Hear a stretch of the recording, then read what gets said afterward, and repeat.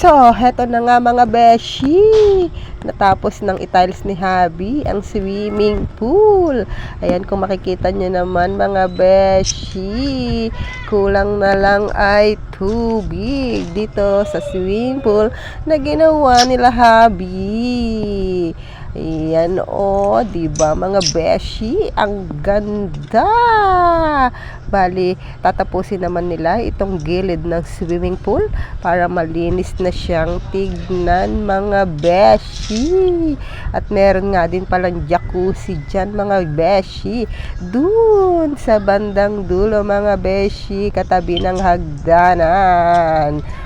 Diba?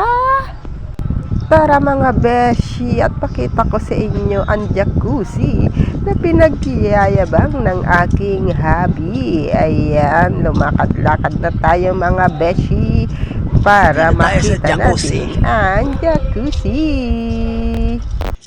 Bale, hindi pa nga tapos ang jacuzzi na yan mga beshi. Ayan, unti-unti pa lang yan ginagawa ni Habi mga beshi. Pero pag yan ay natapos mga beshi, siguradong maganda yan. Babush!